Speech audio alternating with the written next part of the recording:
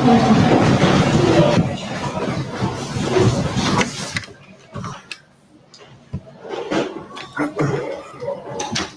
right, how's everybody doing? You're upright. That's good. Well, we're going to continue doing a review. I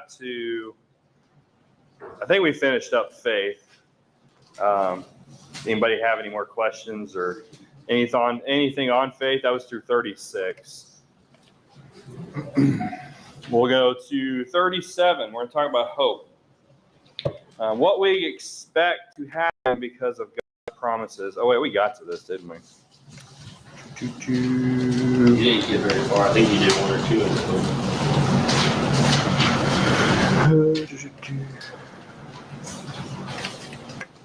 36, you said? We got to 40 because we covered 39. That was the last thing we talked about. So 40. Hope that is seen is what? Not hope. Not hope. Why is that the case? Because you can see it. Yeah. Hope is something you can't see. Yeah. Hope is that expectation, that desire, plus I'm gonna cough now. That desire plus expectation brings about hope, a biblical hope. And so if we've seen it, there's no hope anymore. And so that's what Romans 8 and verse 24 shows us. Card 41. When it seemed impossible. Do what? Abraham hopes. How is Abraham an example of hope?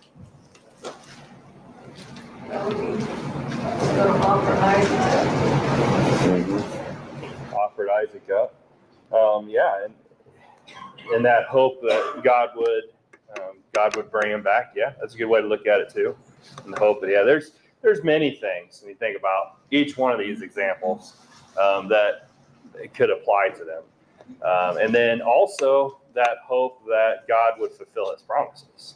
And that really is a type of promise there, because it's through his son that the lineage would continue on. And so that hope was still there. Yeah, so that connects right into that. And the promises, and one specifically was the fact that he would even have his son in the first place. So you think about the situation with Hagar, they were trying to make the situation work themselves instead of letting God work. And it doesn't work out that way, or it doesn't ever work. And so, but Romans 4 verse 24 states that Abraham was fully persuaded that God would perform whatever he had promised. And he did. God always does. Card 42. David's hope was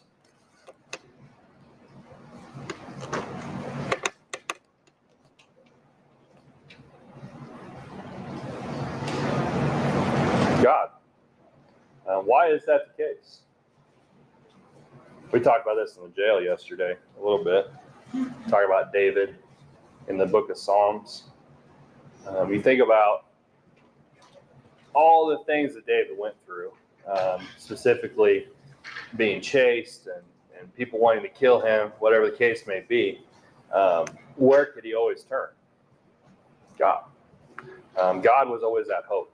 God was always that strength. And so even at a young age, Psalm 71, he began to have his hope in God, his trust in God. And we see that through his life, even to the end of his life. And that's why he's called a man after God's own heart.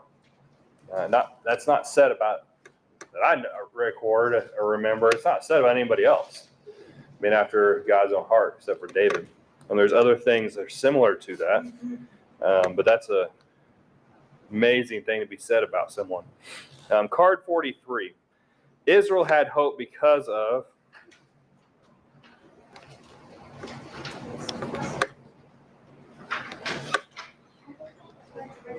God's mercy. Why did they have hope because of God's mercy? He doesn't have any mercy. Yeah. Their life, I mean, they're continually sinning. God continues to show his mercy to them. and it brought them hope. You think about us, God continues to show us mercy. He has shown us mercy, the fact that he's given us that path towards righteousness through salvation. And so we have been shown mercy by God, and we don't deserve it at all. You can go back to that, when God talked to Moses for the first time, he said, I have seen the affliction of my people, leave them out, be merciful. And then, like you said, continue to put up with them, continue in mercy. Yeah, I did, continually. I mean, there's times that he didn't. He put them out, but he didn't completely wipe them all out. He only would destroy groups of them that I believe that had their hearts turned to where they didn't want to go back. God dealt with them in different times because of their hardness of their hearts. But God continued his promise through them. So he's continued to show mercy to them. Nehemiah 9, that's a good chapter to read, showing God's mercy. And Nehemiah, or Ezra, I think it's Ezra speaking in that time in chapter 9. But he outlines the things that God has done, showing mercy to Israel throughout its history. And specifically in their recent history with the unfaithfulness they had with choosing wives that were not supposed to have and things like that. And so God continued to show mercy, and they had hope because of that. Card 44, Ezekiel's vision of hope.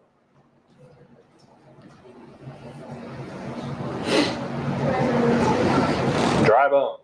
What was the image of dry bones? What was the purpose of that figurative language? We talked about Ezekiel yesterday in the jail again, and the fact that Ezekiel has a lot of figurative language, and it's not literal. And so when you read Ezekiel and then read a Revelation, it helps you better understand it. And so this is the figurative thing of dry bones. What does dry bones represent? Yeah, someone's been dead a long time. Something that's been dead for a short period of time, their bones aren't dry. But this is, Israel represented those dry bones that have been dead for a long time. And that represented their being in Babylonian captivity and Medo-Persian captivity at this point. And God, what was the image of those dry bones, what God did to those dry bones? Anybody remember? Yeah, they started to gain flesh. They started to come together. Then you had skin, and then it started to walk, and it became a living being again. So those dead, dry bones have been gone for a long time, was brought back to life.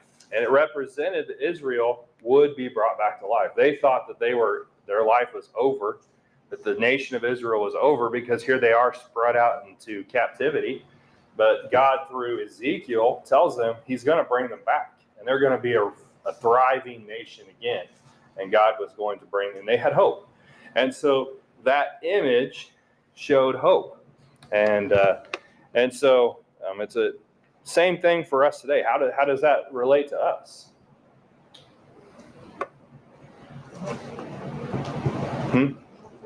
Yeah.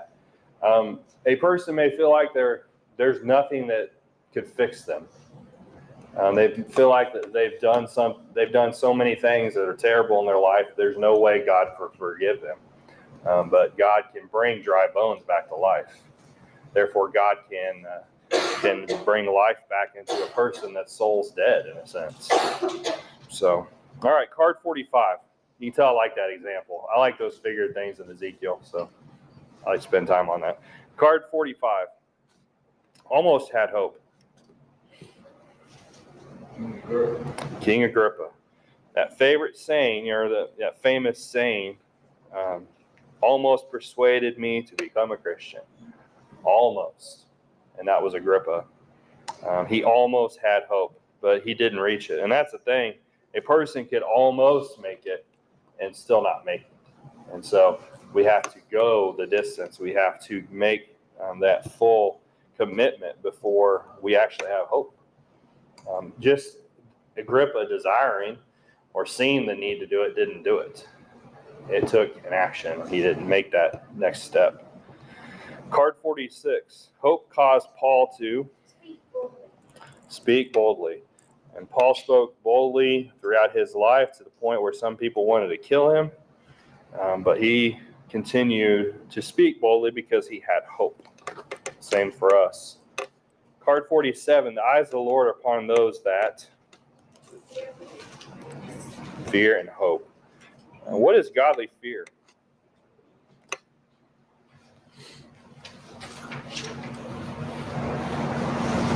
Reverence is an alternate translation.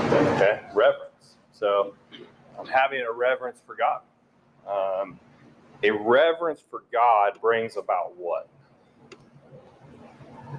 Not only a reverence, but a respect for God, but it brings, what does that bring? Obedience. And what does obedience bring? Hope. Because when we have that fear, that reverence for God, that respect for God, drives us to be obedient, and it gives us that hope. And so the eyes of the Lord are upon those that first fear, and the result is hope. Have hope. Mm-hmm. Fear of what? Going to hell? No, it's fear of God. It's the reverence for God. When we think about Proverbs chapter 1, I think it's verse 7, the beginning of wisdom is the fear of the Lord. And so if wisdom comes from God, that knowledge comes from God. There's other passages in Proverbs that says the beginning of knowledge is the fear of God. When we have a reverence for God, we recognize He's the one that has the answers for eternal life. I always thought that was before we were saved, we were so prayer. And then once we were saved, we are in Mm-hmm. with it. Yeah. Fear can be two different ways. The Bible is used two different ways. Used in reverence and used in actually being scared and frightened. Both of them are used in a sense of God too. And you think about it in the sense of children with their parents. They're supposed to have that fear because of respect for their parents, and then also the fear of they might get in trouble for something they do. The same thing for us, because God disciplines us. Hebrews chapter 12. It's Hebrews 12. He talks about how He chastens us, and so that fear of God because of His chastening is there, and that motivates us to do what's right. But when the most use of that word of reverence is recognizing God has superior knowledge.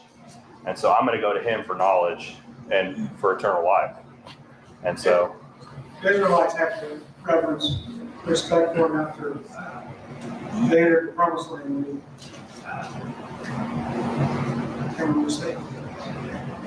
to Jericho. The wolves fell out.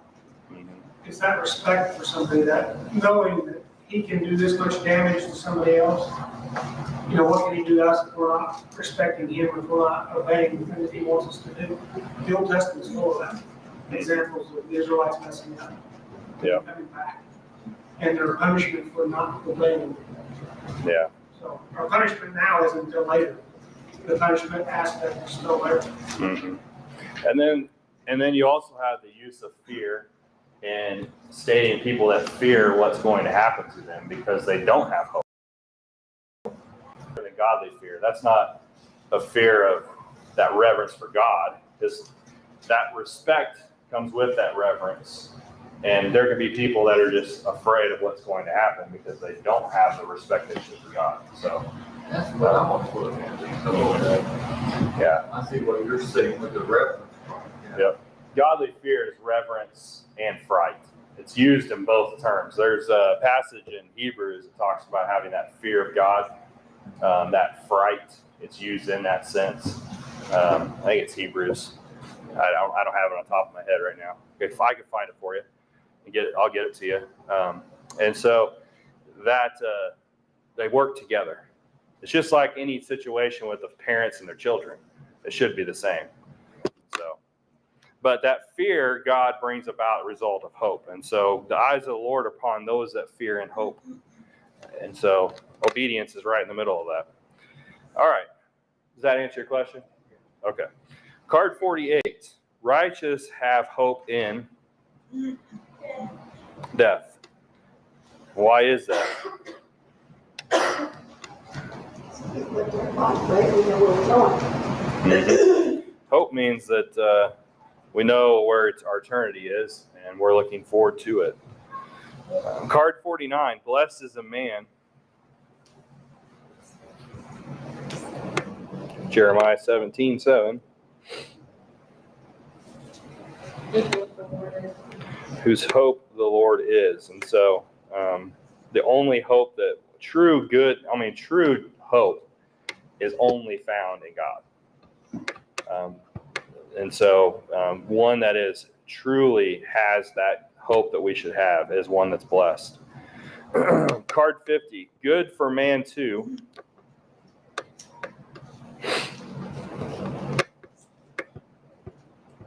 Hope and quietly wait for salvation. Hope and quiet wait for salvation. Lamentations written by Jeremiah, and Jeremiah was the weeping prophet. He was in that during that time when they went into captivity and seeing all the turmoil, those that got killed, and he's telling them, hope and quietly wait for the salvation of God. It's coming. There'll be a day we'll come back. And so looking for that, good for man to hope and quietly wait for God. Card 51, we are saved by hope. And that's going back to Romans 8:24 again. Card 52, Christians to be rejoicing. In hope. In hope. True joy. That was the theme of Foundations, was joy, rejoicing. Joy, true biblical joy, true joy, not joy that found in other things in this life, but true joy is found in God, and that's because we have hope.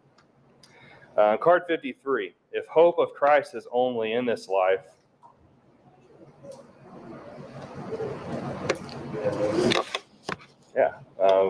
and as the text says, we are most miserable, but that's what it is. We have no hope. If our hope is only in this life, how miserable of a hope that is. Because once we die, that hope goes away. It's just over. And so, therefore, we have to, if our hope was only in this life, then we need to do everything we can to be as happy as we can while we're here on earth. If that was the case, but it's not. Because we have a place that's greater, without pain, without suffering, that is much better than here. Card 54, number of hopes. 1. What does that mean? There's only one hope. One God. One God. One path. There's only one path that leads to that one hope. There's only one God that brings that one hope. And so if we don't follow that path, we're not going to have that hope. Follow a different path, it's going to be a different hope. It's going to be that hope of miserable of this life. Card 55, our hope laid up in heaven. How is our hope laid up in heaven? Where we're seeking to be. Who's there? God, Christ, too. Christ was here. He lived a life here, died, resurrected, and now where is he at? Where we want to be.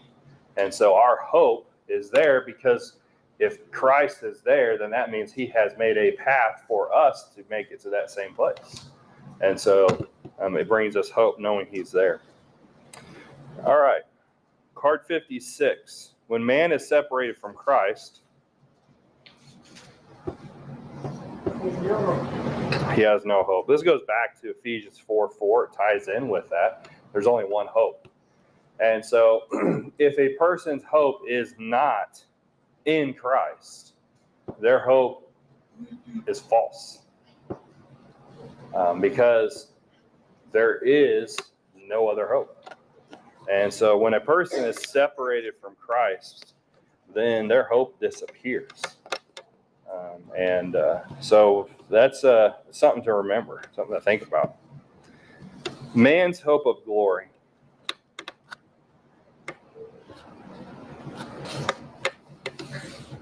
It's Christ. That ties right back in with card 56.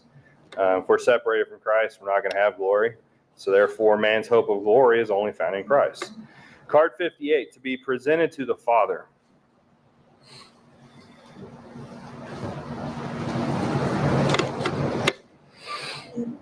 Those who hope. Those who hope, those that stay steadfast in the hope of the gospel. It's Colossians 1, 22 and 23. So as we talk about, we are to be unmovable, unblameable, and reprovable. And so grounded in the truth. We stay faithful. We stay steadfast. Our hope will be fulfilled. Card 59.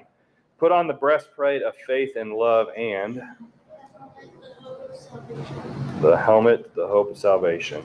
Why is the hope of salvation the helmet?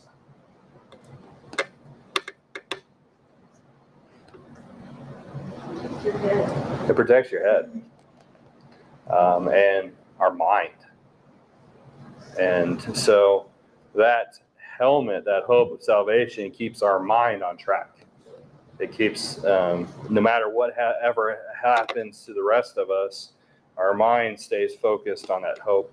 So the helmet of salvation. Card 60, we should live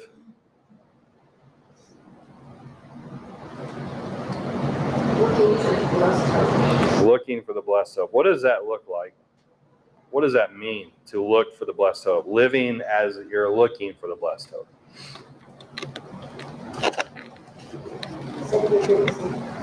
Setting a good example. Keeping ourselves unspotted from the world. Living righteously. Many things. It's about looking for the next reason to have confirmation in our hope. So well, there's another reason. A lot of people get discouraged. Everything happens in their life. Well, that's another reason that God's not there, God's not this, or God's not that. And we should have that. We should be looking for the next reason to have that. Mm-hmm. Yeah, good way to look at it. Card 61, anchor of the soul.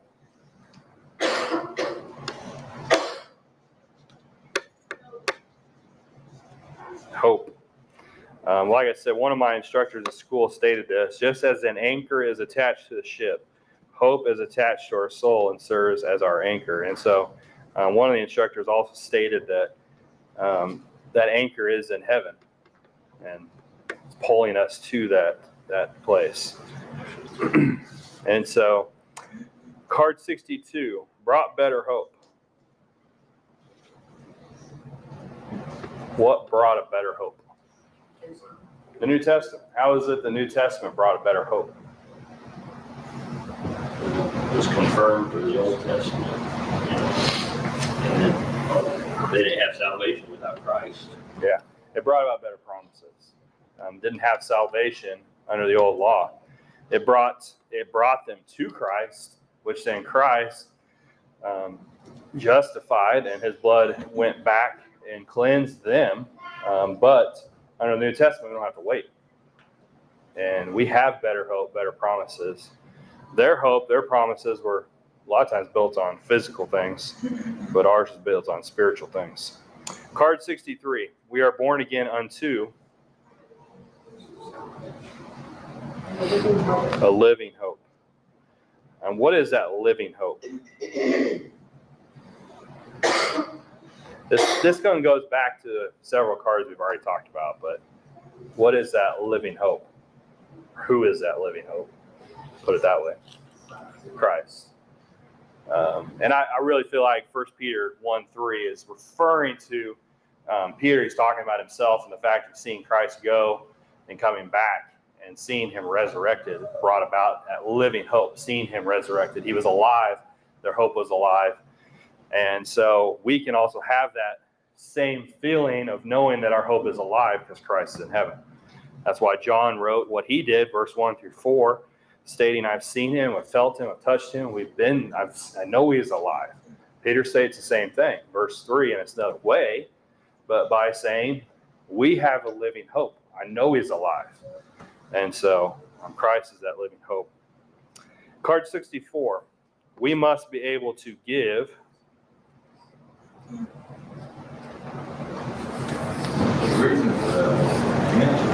the reason for that hope, the answer of that hope that's in us. What does that mean? It's in a verse that says we're supposed to be able to say why we're asking the Christians. Yep, that's what it means. That's 1 Peter 3:15. It's answering others of that hope that's in us, and being able to tell them why you have that hope. Because if you have that hope, you should be able to explain it to others. And so when someone asks you, you can give them the answer. So be ready to give an answer for the hope that is within us. That's what's funny with the Amish. You ask them, why do you do that? Half of them can't tell you why they do that. We need to be able to say, if someone says, well, why do you do that? I need to be able to say why. So we go chapter and verse. Yeah, that's right. And that takes time to get to the point where, a person that grows up in the church has always been involved in that. They're going to have to reach that point where they can answer for themselves of why they have that hope. It's a little different than someone that's came out of the world. It takes it's that hope. The ones that came out of the world from other denominations and became Christians seem stronger and able to do that more so than us that grew up in it. Yep. I've seen it over and over again. I think a lot of times it can be the case because they've seen the other side. A person that's seen the other side and they see that hope. It's different. This life's different, and have a hope now. We're not, as Paul talks about in Romans chapter 5. The Gentiles were without hope at one point, and now they have hope. He talked about that in Ephesians chapter 2 also. Card 65. Everyone who has hope purifies himself. All right. This gets us to love, which we have talked a lot about love. We've spent, 5 weeks, 6 weeks on it. Card 66, greater than faith and hope. Love. And so we've talked about that several times. And we mentioned that when we were back looking at hope and faith. Card 67, 1 John 4:8. God is love. How is it that God is love?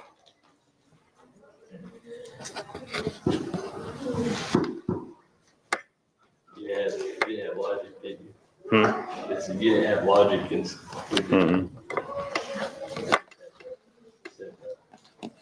God is love, love is blind. Who's the blind guy plays the piano? Ray Charles is blind. Therefore, Ray Charles is God. Every time you talk about that comes up for that as part of our discussion. Oh, really? Yeah. But how is God love? What is the nature of God? God is the nature of love. And who showed love first? God did. That's a true agape love. God showing love to us without us doing anything to cause him to do that. He showed love to us first. And so he is the epitome of true agape love. And we return love to God not because we feel like we have to, but because we want to. That's agape love. But God really showed true agape love to us because we didn't deserve it. And that's Romans 5, verse 8. Card 68, John 3:16. God so loved the world that he gave his only begotten Son, that whosoever believes in him should not perish but have everlasting life. That's right. So that's showing God's love first. Goes right into card 67. Card 69. Who can separate us from the love of Christ? Or what can separate us from the love of Christ? Nothing unless we allow it. Nothing. Not even death. The only thing that can allow us to separate ourselves from God's love is us. And that's John 10. No one can pluck us out of his hand. No one can. Nothing can do that except for us. And so that gives us hope, knowing that nothing in this world can separate us from God's love. And card 70, the proof of God's love.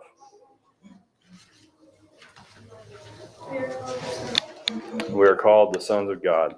When you think about that statement, called the sons of God, we are called the sons of our Creator, who created all things, who is all powerful, who is all knowing, who is always present everywhere, and yet we're called his sons. And that's that sons and daughters. That sons is a reference to both, but we're called his children. And so you think about that, what that means.